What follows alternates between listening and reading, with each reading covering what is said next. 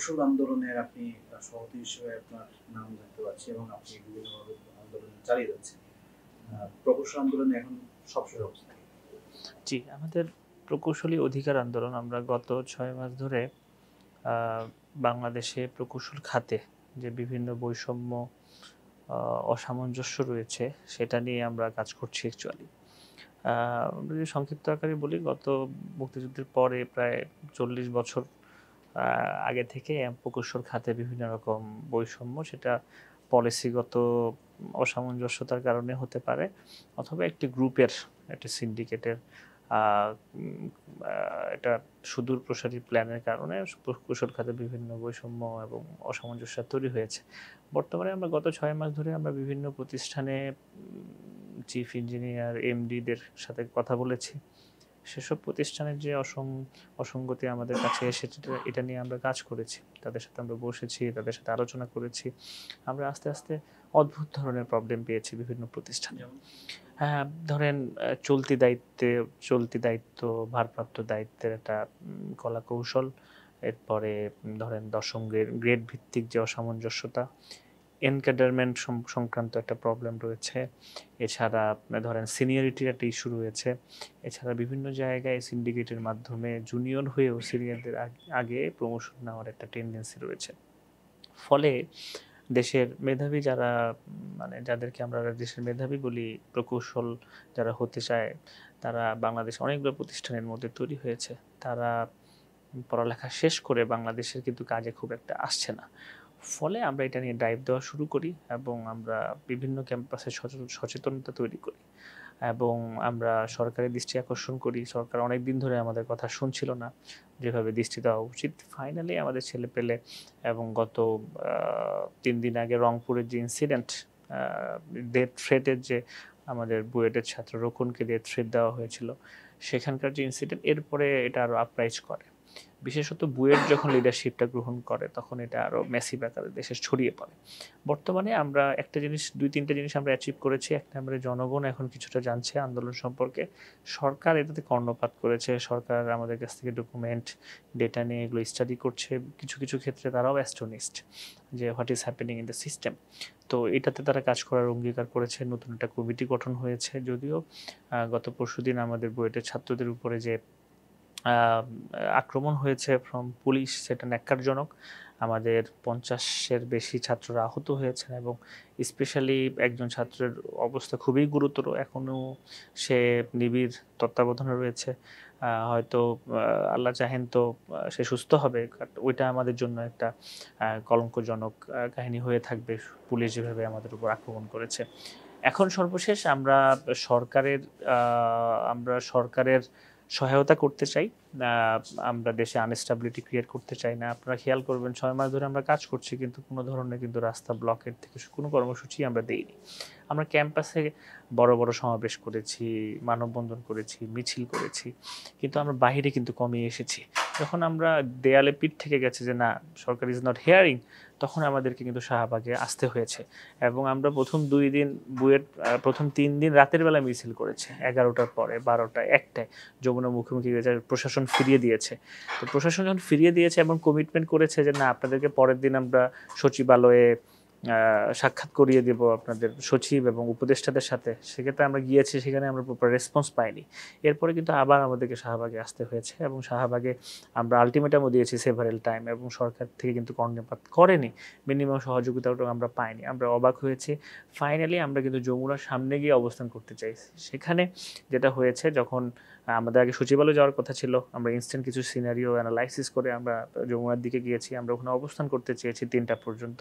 কিন্তু ওখানে ব্যারিকেডের দুর্বলতা, সীমানাটা ডিফাইন না থাকার কারণে কিন্তু ছাত্ররা ১৪৪ ধারার যে এরিয়া, সেটাতে ঢুকে পড়ে।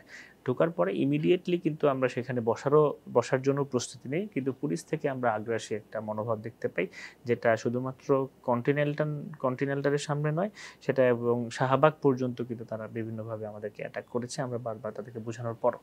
তো সামগ্রিকভাবে এই অবস্থায়, এই জায়গাতে এসে আমরা এখন কিছুটা স্টেবল হয়েছি। সরকার এবং জনগণের দুর্ভোগের কথা চিন্তা করে আমরা দুর্ভোগ হয় এরকম কর্মসূচি দিচ্ছি না। সারা দেশে আমাদের কর্মসূচি চলমান রয়েছে। আজকেও কিন্তু একটি মিছিল হয়েছে ডিপ্লোমা যে সন্ত্রাস, ডিরেক্ট তারা বুটেক্সের মতো প্রতিষ্ঠানকে থ্রেট দিচ্ছে যে একটা বুটেক্স ধর, ধৈরা ধরে জবার কর, এই ধরনের স্লোগান কিন্তু তাদের মিছিল থেকে আসে। আমাদের বোনদেরকে তারা কিন্তু অনলাইনে সাইবার বুলিংয়ের শিকার করছে, বিভিন্ন জনকে ডেথ থ্রেট দিচ্ছে। আমাদের সেক্রেটারি আমাদের আন্দোলনে তাকেও কিন্তু বিভিন্ন টাইম ডেথ থ্রেট দেওয়া হচ্ছে, তার ওপেন এগুলো করতেছে। তার মানে এরা আইনের বাইরে চলে গেছে, এরকম একটা তাদের মনোভাব চলে আসছে। এখন আমাদের আন্দোলন, আমরা যদি সামারি বলি, আমরা আমাদের সারা দেশে শাটডাউন চলছে ক্যাম্পাস কেন্দ্রিক। আমরা শান্তিপূর্ণ কিছু আন্দোলন করছি, তার মধ্যে গতকাল মশাল মিছিলগুলো হয়েছে, আজকে গ্রাফিতি হচ্ছে, আজকে একটা বিক্ষোভ মিছিলও হয়েছে, এবং আমরা বিভাগীয় সমাবেশের প্রস্তুতি নিচ্ছি। আপাতত আমরা শান্তিপূর্ণ চাচ্ছি এবং সরকারকে আমরা সুযোগ দিচ্ছি যেন তারা কাজটা করতে পারে আর কি। আপনাদেরকে বলা হয় আপনারা ডিপ্লোমাদেরকে তিরস্কার করছেন, মিছিলগুলোতে বিক্ষোভগুলোতে ডিব্বা বলে তাদেরকে সম্বোধন করছেন। অনেকেই সমালোচনা করছেন যে বুয়েটের শিক্ষার্থীদের, মেধাবী শিক্ষার্থীরা তারা স্বাধীনতার বাইরে গিয়ে তারা আন্দোলন করছে। আচ্ছা, জি, ডেফিনেটলি। আমরা অ্যাকচুয়ালি আপনি যদি অনলাইন মিডিয়া দেখেন বা আপনি যদি আমাদের আন্দোলনটা কিন্তু ডিপ্লোমার বিরুদ্ধে না। আমরা বারবারই বলে আসছি এটাকে মুখোমুখি করার কোনো সুযোগ নেই। আমরা বলেছি প্রকৌশল খাতের একটা সংস্কার প্রয়োজন। ডিপ্লোমারা যে এডুকেশন পায় তাদেরকে সেই অনুযায়ী তাদেরকে পদায়ন করা হোক, তাদের জন্য একটা প্রমোশনাল ব্যবস্থা রাখা হোক। কিন্তু বিএসসি ইঞ্জিনিয়ারের সাথে তাকে কনফ্লিক্টিং করে ফেলা, এটা একটা আমাদের সিস্টেমের দুর্বলতা। আমরা এটা সংস্কার করতে চেয়েছি। কিন্তু ডিপ্লোমারা, আপনি যদি ডিব্বাকে অশালীনতা বলেন, তারা যে ল্যাঙ্গুয়েজ ইউজ করে সেটা আমি ইন্টারভিউ উচ্চারণ করতে পারছি না। যখন একটা আন্দোলন উঠে আসে তখন কিন্তু সব কিছু আমি ল্যাঙ্গুয়েজ ডিফাইন করতে পারবো না বা রেস্ট্রিক্ট করতে পারবো না। মানুষের কিন্তু ক্ষোভ কিন্তু তার ভাষার মাধ্যমে চলে আসে। তারপরেও আমি বলবো আমাদের আন্দোলন থেকে কখনোই এমন কোনো শব্দ উচ্চারিত হয় না যেটা মানুষের সামনে বলা যায় না, কিন্তু তাদের যে শব্দগুলো উচ্চারিত হয় সেটা কিন্তু বলারও ভাষা থাকে না অ্যাকচুয়ালি। তারপরও আমরা সব সাবধান করি, আমরা চেষ্টা করি যে এই শব্দগুলো পরিহার করার জন্য, কাউকে যেন আমরা সরাসরি অ্যাটাক না করি। সমস্যাটা যে এখান থেকে শুরু, যে দশম গ্রেড নিয়ে যে আপনাদের শতভাগ ডিপ্লোমাধারীদের পদায়ন করা হয়, সেখানে সুযোগ হয় তাদের, সেখান থেকে 33% আবার ডিপ্লোমাধারীদের দশম গ্রেড থেকে পদোন্নতি পেয়ে তারা নবম গ্রেডে আসে। আপনাদের একটা উল্লেখযোগ্য দাবি হচ্ছে যে দশম গ্রেড উন্মুক্ত করে দিতে হবে। প্রশ্ন হচ্ছে বিএসসি ইঞ্জিনিয়ারদের সঙ্গে ডিপ্লোমাধারীরা কি প্রতিযোগিতা কি দশম গ্রেড টিকতে পারবে কিনা? আপনার কাছে কি মনে হয়? ওকে, চমৎকার কোয়েশ্চেন। এটাই বেসিক একটা কোয়েশ্চেন সারা দেশে আমরা পাচ্ছি। আপনি যদি খেয়াল করেন যে একমাত্র টেকনিক্যাল যে গ্রেডিং সিস্টেম, এইখানে শুধুমাত্র দশম গ্রেডটা একটা নির্দিষ্ট গোষ্ঠীর জন্য আসলে সিলেক্টেড করা। আপনি যদি ঢাকা ইউনিভার্সিটির মেধাবী ছাত্রদের দিয়ে দেখেন, তারা কিন্তু সবাই যে নবম গ্রেডে পরীক্ষা দেয় তা না, এরকম আছে 12 গ্রেড, 11 গ্রেড, দশম গ্রেডে কিন্তু তারাও কিন্তু বিভিন্নখানে পদায়ন তারা হচ্ছে, অ্যাডমিশন আপনার চাকরিতে ঢুকছে। কিন্তু ফলে একমাত্র টেকনিক্যাল গ্রেডটা এমন কি হলো যে এটাকে আপনাকে একটা স্পেশাল ক্যাটাগরি করে দিতে হলো? এটা যদি স্পেশালি হবে তাহলে আবার তাদেরকে প্রিভিলাইজ করে কেন আপনি 33%, 50%, 100% পর্যন্ত আপনি পদোন্নতি দিচ্ছেন? তার মানে এখানে কিন্তু একটা গোলযোগ রয়েছে। ইভেন এই যে দশম গ্রেডটা, আপনি একটা জিনিস চিন্তা করেন, তারা 100% দশম গ্রেডে কিন্তু তারা নিয়োগ নিচ্ছে, আবার পদোন্নতি নিতে চাচ্ছে 33%, যেটা অনেক ক্ষেত্রে 100% পর্যন্ত পৌঁছে গেছে বিভিন্ন প্রতিষ্ঠানে।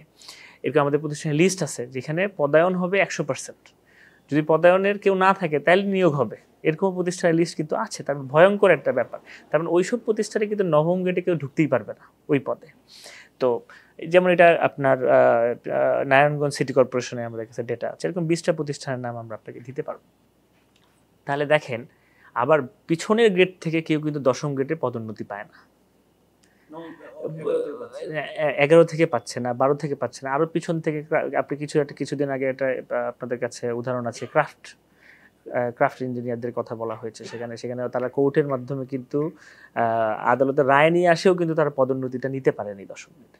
সো এই যে প্রবলেমটা, যে আপনি পিছন থেকে কাউকে দশম গ্রেডে আসতে দিবেন না, দশম গ্রেডকেই আপনি কক্ষিগত করে রাখবেন, আপনি 12 এবং 11 গ্রেডের পদগুলোকে একসাথে করে অ্যাকিউমুলেট করে আপনি দশম গ্রেডে নিয়ে আসছেন, আপনি সব নিয়োগ দশম গ্রেডে করাচ্ছেন, আবার আপনি 5 বছর পরে আপনি নবম গ্রেডে আসে 33% চাচ্ছেন, যেটা অনেক ক্ষেত্রেই আরও বেড়ে গিয়েছে।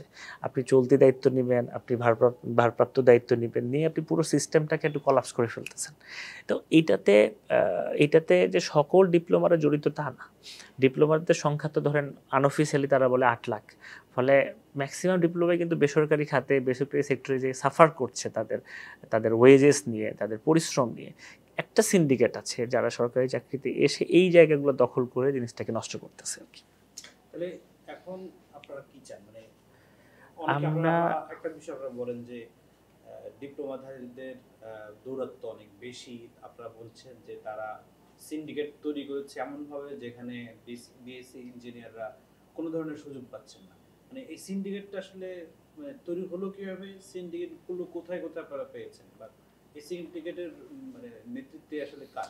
এটা সিমটম দেখে বোঝা যায়। যেমন ধরেন আপনি ডিপ্লোমা এবং আইডিবি বিভিন্ন কারিগরি যে তাদের সমিতি আছে, অর্গানাইজেশন, তার যদি বক্তব্য আপনি শুনেন, ইভেন ওপেন তারা টকশোতেও অ্যালাপগুলো করে যে আমরা যদি চাই তাহলে আপনাদের কর্মস্থলে তালা মারি দিতে পারি। তাহলে তাদের সেই পাওয়ার আছে। আপনি গত 3 দিন আগে আমাদের রোকনের কেসটা চিন্তা করেন, তাকে অন ডিউটি অন ইয়ার তাকে ডেথ থ্রেট দেওয়া হলো, অথচ এখনও কিন্তু তাদের মধ্যে গ্রেপ্তারি পরোয়ানা অথবা তাদের প্রাতিষ্ঠানিক যে তাদের বিচারের ব্যবস্থা সেটাও কিন্তু তারা করতে পারেনি। উল্টা রোকনের নামে কিন্তু মামলার প্রস্তুতি চলতেছে, এরকম আমরা একটা মেসেজ পাচ্ছি। আবার আপনি যদি দেখেন আমাদের আইডিবির নেতৃবৃন্দ পর্যন্ত সরাসরি বলে যে তাদের এক্সিস্টিং যে পাওয়াগুলো আছে এখান থেকে যদি মিনিমাম কিছু কমে তারা চাইলে সারা দেশ ব্লক করে দিতে পারে। তারা বলছে যে বিএসসিরা তো শাহবাগ ব্লক করছে, আমরা চাইলে ঢাকার প্রত্যেকটা এন্ট্রি পয়েন্ট ব্লক করে দিতে পারি। এই যে তাদের কনফিডেন্স, এই যে তাদের স্বৈরতান্ত্রিক একটা চিন্তা, এটা কীভাবে আসে? তার মানে they have strong man power in the field, যেটা ফান্ডেড হয়, টাকা পয়সা দিয়ে এটা কানেক্টেড হয়, এবং তাদের প্রত্যেকের ডিফারেন্ট মোটিভ রয়েছে। বুয়েট সহ অন্যান্য প্রকৌশল বিশ্ববিদ্যালয়ের শিক্ষার্থীদের বিরুদ্ধে একটা বড় অভিযোগ সাধারণ মানুষের, যে তারা বিশ্ববিদ্যালয়গুলোতে সরকারের অর্থায়নে পড়াশোনা করে তারা বিদেশে চলে যায়। মানে এই যে আপনাদের বিরুদ্ধে বড় ধরনের একটা অভিযোগ, এটি আপনারা মানে কিভাবে দেখছেন? আসলে এই অভিযোগের সত্যতা কি? ডেফিনেটলি আমি এটার সাথে তো এগ্রি করি যে আপনি 90% ক্ষেত্রে এটা যদি সংখ্যাটা কিছুটা কমেছে, হয়তো আপনি 80% আমরা গ্রসলি ধরতে পারি। 80% বুয়েটের ছেলেপেলে গ্র্যাজুয়েট করার পর বাইরে চলে যাচ্ছে এবং হয়তো ফিরছে খুব সংখ্যাটা অনেক কম। তার একটা কারণ কিন্তু আমরা যেটা কারণে আন্দোলনটা করছি, একটা বুয়েটের ছেলে গ্র্যাজুয়েট করার পর সে বাংলাদেশে যদি কাজ করতে চায়, সে কোথায় কাজ করবে? সে কি বেসরকারি সেক্টরে যাবে?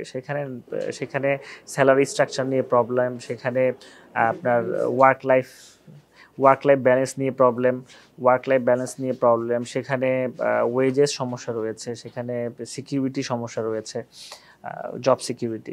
ফলে একটা ছেলে চাইবে যে আমি বুয়েট থেকে শেষ করার পর সরকারি ভালো জায়গায় যদি আমি ঢুকতে পারি তাহলে হয়তো সে দেশকেও সার্ভ করতে পারবে, দেশেও থাকতে পারে। কিন্তু সেই জায়গাগুলো কিন্তু ব্লকেড। আপনি ডিপিডিসি যদি দেখেন, সেখানে গত 3 বছরে কোনো সার্কুলার নেই। আপনি যদি রোডস অ্যান্ড হাইওয়ে বিসিএস এর 47 বিসিএস এর পদ দেখেন, সিভিলে মাত্র একটা পদে তাদেরকে রিকুইজিশন দেওয়া হয়েছে, মানে একটা পদ রয়েছে 47-এ, অথচ গত 24 সালেই সেখানে প্রায় ওভার 25 জনের মতো নিয়োগ হয়েছে। তো এই যে এই সিন্ডিকেটটা কিন্তু এই জায়গাগুলো রেস্ট্রিক্টেড করে ফেলেছে, ফলে বেঁধে ফিরে থাকতে পারছে না। ফলে একটা সংখ্যা ডেফিনেটলি বাইরে যাইতে হবে, হায়ার স্টাডির জন্য যাবে, কিন্তু তাদেরকে ব্যাক করানো যায় কিভাবে, এই মেকানিজম কিন্তু সরকারকে সেট করতে হবে। That is absent in our system. বাংলাদেশে যে হারে বিএসসি ইঞ্জিনিয়াররা বের হচ্ছে, সেই হারে আনুপাতিক হারে কত সংখ্যা আছে যে তাদেরকে সরকার চাকরি দিতে পারছে কিংবা বেসরকারিতে তাদেরকে সুযোগ করে দিতে? এই সংখ্যাটা আমাকে কোথাও কোনো ভালো অথরিটি থেকে নিতে হবে। যদিও আমাদের কাছে একটা আছে অফিসিয়ালি প্রায় 3 লাখ বিএসসি করে অ্যানুয়ালি। সেটা আনঅফিসিয়ালি 4 লাখের মতো হতে পারে, এটা সংখ্যা আমাদের কাছে জানা আছে প্রতি বছর। সেখানে আমি তো আপনাকে বুয়েটের একটা বললাম যে প্রায় 80% বাইরে চলে যাচ্ছে। এর মধ্যে কিছু প্রায় 10%, মোর দেন 10% কিন্তু বিসিএস এ জেনারেল ক্যাডারে ঢুকছে, রাইট? আপনি যদি এবং আপনি এই সিনারিওটা আপনি হয়তো রুয়েট, কুয়েট, চুয়েটে হয়তো আপনি 50 পাবেন যারা দেশের বাইরে চলে যাচ্ছে। ফলে বেসরকারি জবে কিন্তু খুব কম ঢুকছে, সরকারি তো একদম রেস্ট্রিক্টেড। প্রাইভেট তো বাদই দিলাম, প্রাইভেটের কিছু সংখ্যক কিন্তু প্রাইভেটের জবই ম্যাক্সিমাম ক্ষেত্রে করে, এবং বর্তমানে প্রাইভেট থেকে বড় একটা অংশ কিন্তু দেশের বাইরে চলে যাচ্ছে। So the exact number is unknown to me, but মানে খুব বেশি কিন্তু হবে না যাদেরকে আমরা বিএসসিদেরকে আমরা দেশে কাজে লাগাইতে পারতেছি। তবে বেসরকারি সেক্টরে বিএসসিদের পদায়নটা বেশি, এবং সেখানে তারা কিছুটা হলেও মূল্যায়ন পায়, যদিও জব সিকিউরিটির একটা ব্যাপার থেকে যায় আর কি। একটা বিষয় যে প্রশ্নটা কি যেন ছিল যে আপনার আমাদের দেশে বিশ্বে মানে বাইরের অনেক বড় বড় রাষ্ট্রগুলো ধনী রাষ্ট্রগুলো তারা অনেক বিনিয়োগ করছে, বিশেষ করে চীন, জাপান বা জাইকার মাধ্যমে যে সকল বিনিয়োগগুলো আসছে বাংলাদেশ মেট্রো সহ অন্যান্য বড় প্রকল্পগুলোতে, সেখানে কি বিএসসি ইঞ্জিনিয়ারদের কোনো সুযোগ আছে? ডেফিনেটলি কাজ তো স্কোপ তো অনেক আছে।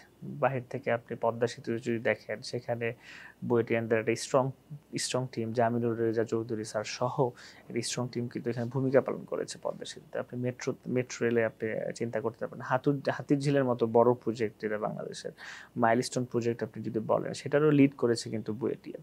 সো এইসব জায়গায় নতুন নতুন প্রজেক্ট, যেমন যেমন আমরা এখন সোলারে সরকার ফোকাস করছে, তো নতুন করে কিন্তু বড় বড় বিনিয়োগ আসছে।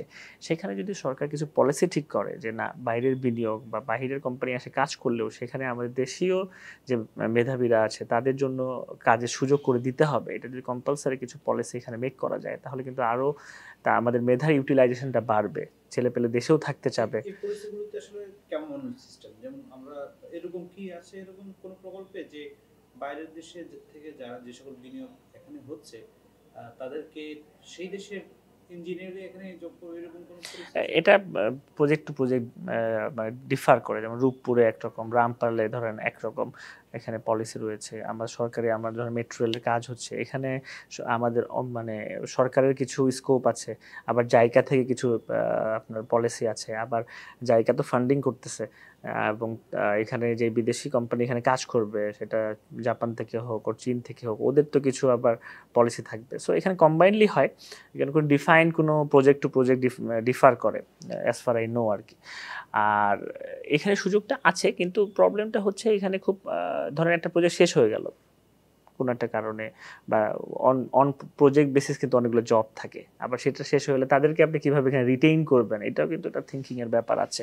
তো এই জায়গায় কাজ করার ব্যাপার আছে। এছাড়াও আপনি যদি চিন্তা করেন যে না, বাংলাদেশে স্টার্ট আপের মতো জায়গাগুলোতে জানানো উচিত, মেধাবীরা ওপেনলি চিন্তা করুক এখানে বাংলাদেশে কীভাবে ডেভেলপমেন্টগুলো করা যায় উইথ টেকনোলজি, তো সেক্ষেত্রে কিন্তু সরকারকে ফান্ডিংয়ের একটা ব্যবস্থা করা দরকার। ছোট ছোট ফান্ডিংয়ের মাধ্যমে স্টার্ট আপগুলোকে কীভাবে গ্রুমিং করা যায়, এই পলিসি কিন্তু সরকারের আসলে সেভাবে নেই। গত আওয়ামী সরকারের সময় কিছু স্টার্ট আপ বাংলাদেশ আছে, সেখান থেকে অনেকগুলো ফান্ডিং করা হয়েছে, তাও সেটা পলিটিসাইজ ছিল, প্রপার ফান্ডিংগুলো হয়নি, মনিটরিংগুলো হয়নি, ফলে রেজাল্ট আসেনি। তো এই জায়গাতেও অন্টারপ্রেনার তৈরি করার জন্য কিন্তু সরকার আসলে সেভাবে কাজ করছে না, যেটা করা উচিত। ডিপ্লোমার বেসির যে বিরোধ, এই বিরোধ নিরসনে আপনি একটা সংগঠনের সভাপতি হিসেবে আপনার কি ফর্মুলা বা আপনার মানে চিন্তা কি আসলে? আমি আসলে অ্যাকচুয়ালি বাংলাদেশে, আমি বলবো বাংলাদেশে যে এই পেশাগত দ্বন্দ্ব, এটা ডিপ্লোমা এবং বিএসসিকে মুখোমুখি করে দেওয়াটাই হয়েছে সবচেয়ে বড় ভুল। আমরা এমনভাবে পলিসিগুলো ক্রিয়েট করেছি যে এরা মুখোমুখি হতে বাধ্য হয়েছে। বরং ডিপ্লোমা বাংলাদেশের জন্য অতীব প্রয়োজন, তাদের যে কারিকুলাম রয়েছে সেই অনুযায়ী ফিল্ড লেভেলে তাদের যে জবগুলো রয়েছে, তার মানে তাদের গ্রেডিংটা প্রপারলি সেট করা দরকার। যেন 3-4 গ্রেড, ধরেন যদি সে দ্বিতীয় শ্রেণীর হয়, তাহলে 12 গ্রেড থেকে যদি তাদের নিয়োগ হয়, 12, 11, 10, তাদের কিন্তু 12 গ্রেড থেকে নিয়োগগুলো হতে পারে। ফলে তারা কিন্তু উইথ টাইম প্রমোশনগুলো নিয়ে নিয়ে তাদেরও একটা স্যাটিসফ্যাকশন আসবে, সেখানে জব তারা তারা সেখানে কিন্তু স্যাটিসফাইং উপায়ে কাজ করতে পারবে। আর আমরা যদি আরও বলি যে তাহলে ডিপ্লোমারা তো আপনি ধরেন তারা ওয়ার্ক এক্সপিরিয়েন্স তারা গেদার করলো, এরপর তো তার এডুকেশনের তো আপগ্রেডেশন দরকার আছে। ফলে আপনি তখন 10ম গ্রেড থেকে 9ম গ্রেডে কেউ আসবে, প্রথম শ্রেণীর জবে যাবে, তার তো শিক্ষার মানের একটা ব্যাপার আছে। বিএনকিউএফ বলছে যে আপনি অভিজ্ঞতা দিয়ে কখনো শিক্ষার মানকে রিপ্লেস করতে পারবেন না। তার মানে সেখানে কিন্তু একটা সার্টিফিকেশন, একটা এক্সামের ব্যবস্থা করা যেতে পারে, ধরেন সেই না আমাদের আইবিতে সেই ব্যবস্থা হতে পারে সরকার যদি চিন্তা করে, ফলে সেই সার্টিফিকেশন নিয়ে কিন্তু সার্টেন অ্যামাউন্ট কিন্তু সে নবম গেটে সে আপগ্রেড হইতে পারে। এই মেকানিজমগুলোতে সেট করতে হবে, মাল্টিপল গ্রেডিং তৈরি করা, একটা সার্টিফিকেশনের ব্যবস্থা করা যেটা রিসিভ করার মাধ্যমে সে নবম গেটে, যারা ডেফিনেটলি ইন ডিপ্লোমা অনেকেই আছে মেধাবী, অনেকেই আছে স্কিল্ড, তারা যেন সেই সার্টিফিকেশান সেই ডিগ্রিটা নেওয়ার পরে যেন সে নবম গ্রেড বা এর থেকে বড় পদগুলোতে যেতে পারে, এই স্ট্রিম লাইনটা তৈরি করতে হবে। এবং বিএসসিদের জন্যও সেম, অনেক ইঞ্জিনিয়ারিং দেওয়া হচ্ছে অনেক প্রাইভেট বিশ্ববিদ্যালয়ে, যেটা মানহীন, সান্ধ্যকালীন, রাতে হচ্ছে, অল্প ক্লাস হয়, পড়ালেখা ঠিক নেই, টাকা দিয়ে অনেক সময় ডিগ্রি দিয়ে দিচ্ছে। এটার মান রক্ষার জন্য সরকার পলিসি তৈরি করতে পারে, সেটা আইবিতেও ইনবিল্ট কিছু পলিসি আছে, সেটা এক্সিকিউশনের ব্যাপার আর কি। এখন তাহলে আন্দোলন তাহলে শেষ পরিণতি কি, আপনারা কি তাহলে সরকারের কি সিদ্ধান্তের জন্য আমরা অ্যাকচুয়ালি আমরা বারবার বলছি, আমরা সরকারকে আমরা বিপদে ফেলতে চাই না, আমরা জনগণের দুর্ভোগ ক্রিয়েট করতে চাই না, বরং আমরা শান্তিপ্রিয় আন্দোলন করতে চাই। সরকার আমাদেরকে একটা কমিটমেন্ট দিয়েছে, তারা 1 মাসের কথা বলেছে, আমরা রিকোয়েস্ট করেছি এটা 15 দিনের মধ্যে সাম আপ করার জন্য। তারা যে প্রেজেন্ট অসঙ্গতিটা রয়েছে সেটা তারা এক্সামাইন করবে এবং ইমিডিয়েট স্টেপ নেবে অ্যাকর্ডিং টু দ্য পলিসি। এবং আমরা যে পলিসির ইমপ্রুভমেন্টটা চেয়েছি, পলিসির যে আমরা অ্যামেন্ডমেন্ট চেয়েছি, সেগুলোর ব্যাপারে তারা সিরিয়াসলি ভাববে, এই কমিটমেন্ট আমাদেরকে কমিটির প্রধান ডক্টর ফাউজুল কবির স্যার দিয়েছেন। এছাড়াও আমরা মাল্টিপল উপদেষ্টাদের সাথেও কানেক্টেড হচ্ছি, যে সমস্যাগুলো আমরা চাচ্ছি প্রকৌশল খাতের অ্যাকচুয়াল সমস্যাগুলো সমাধান হোক, ডিপ্লোমা তাদের শিক্ষাগত যোগ্যতা অনুযায়ী পদায়ন পাক এবং সেইভাবে তাদের একটা পদোন্নতি সেট করা হোক, এবং বিএসসি ইঞ্জিনিয়ার এত মেধাবী একটা সেগমেন্ট দেশে বের হচ্ছে যেটাকে ইউটিলাইজ করা যাচ্ছে না, সেটাও ইউটিলাইজড হোক। এই জন্য আমরা কিছুটা ধৈর্য ধরছি, আমাদের নিয়মতান্ত্রিক আন্দোলন চলতে থাকবে এবং এই কমিটির রেসপন্সের উপর ডিপেন্ড করবে আমরা কঠোর আন্দোলনে যাব কি আমরা নিয়মতান্ত্রিক আন্দোলনের মাধ্যমেই স্টেপ বাই স্টেপ আমরা ডেভেলপমেন্ট করব। ধন্যবাদ। Thank you.